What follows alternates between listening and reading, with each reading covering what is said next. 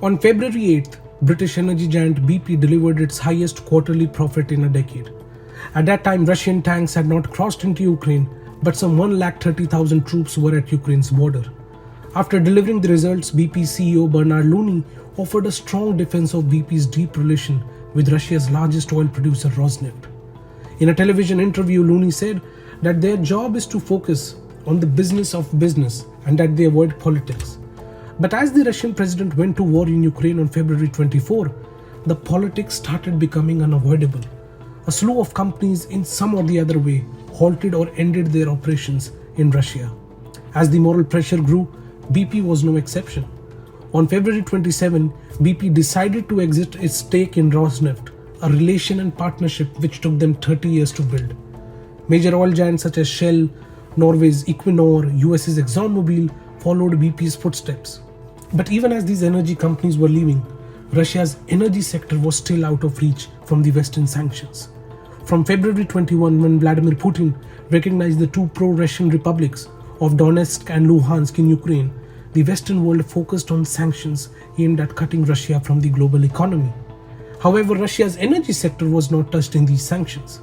Vladimir Putin was counting on the world's, and especially Europe's, reliance on energy imports and their investments in Russia to avoid the Western sanctions after his invasion. This calculation was not wrong, as Russia ranks number 1, 2 and 3 respectively among the world's exporters of natural gas, oil and coal. But things started to change for Russia's energy sector from March 2nd onwards, when the US announced restriction on exports of oil technology to Russia aimed at degrading Russia's status as the leading energy supplier. Then stakes got even higher on March 6th, when Secretary of State Anthony Blinken said that the US and European allies were considering banning oil imports from Russia, which sent oil prices through the roof to nearly $139 per barrel, reaching their highest level in nearly 13 years. And then finally on March 8th, US President Joe Biden announced that the US will ban all Russian oil imports. So what's next for the global energy markets from here? What's at stake for the US after the ban? How can Europe rethink its future in terms of its energy policy? And most importantly, where's India in all of this? Let's try and understand. Following the US's decision to ban oil imports from Russia, the United Kingdom also announced to phase out the import of Russian oil and oil products by the end of 2022. However, from the European countries, the US didn't get any solidarity because of their huge dependence on Russian energy exports. Now, the reason why America is more easily able to quit Russia than its European allies is because it imports less than 10% from Russia. In 2021, only 8% of US imports of oil and petroleum products came from Russia. But more than that, America's status in the global crude industry in the last 20 years has undergone a significant change.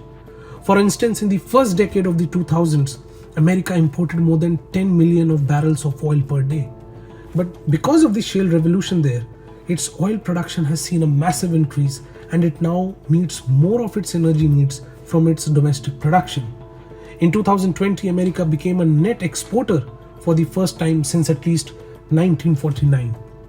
But a day after announcing the ban, top oil executives from around the world met in Houston, Texas as part of the CERAWeek, which is an annual energy conference.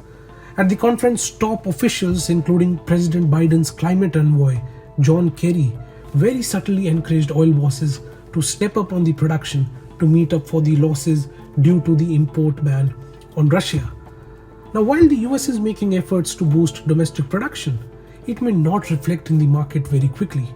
For example, restarting American shale wells take about 6 months, and then delivering the output from them takes another 6.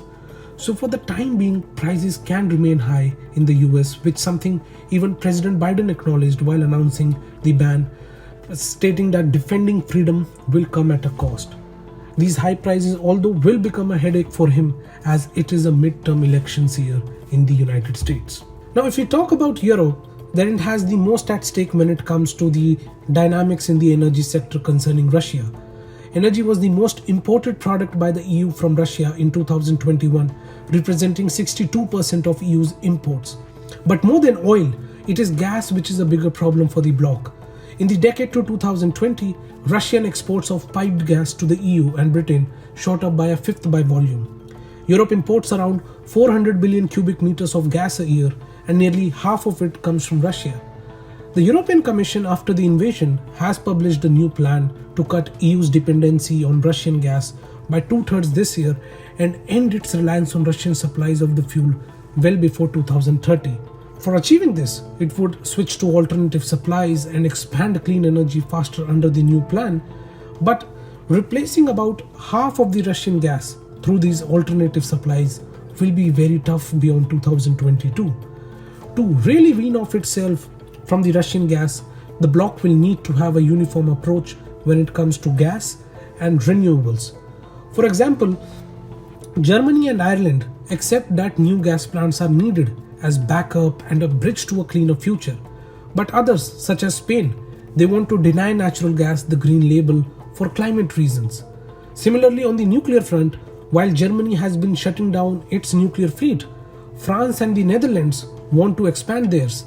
By 2030, Spain says they will phase out coal, whereas Poland says they will still get more than half of its power from the dirtiest fuel. This confused approach makes it harder to reach the common goal of ditching Russian gas, and consensus is something that can help Europe reimagine their energy policy to reduce their dependency on Russia for their energy requirements. If we talk about India, we have abstained on a UN Security Council resolution deploring in the strongest terms Russia's aggression against Ukraine, but we have called for an end to the violence. Now, there are multiple arguments for India's stand in the UN, ranging from being guided by national interest, India's reliance on Russia for defense equipment, or the conflict being purely between the East and the West. But that is more of dwelling into the geopolitics of it. The idea here is that even after India's stand, the US is overlooking India's softness on Russia. It has said that there will be no sanctions on India as it considers to buy Russian oil at a discounted price.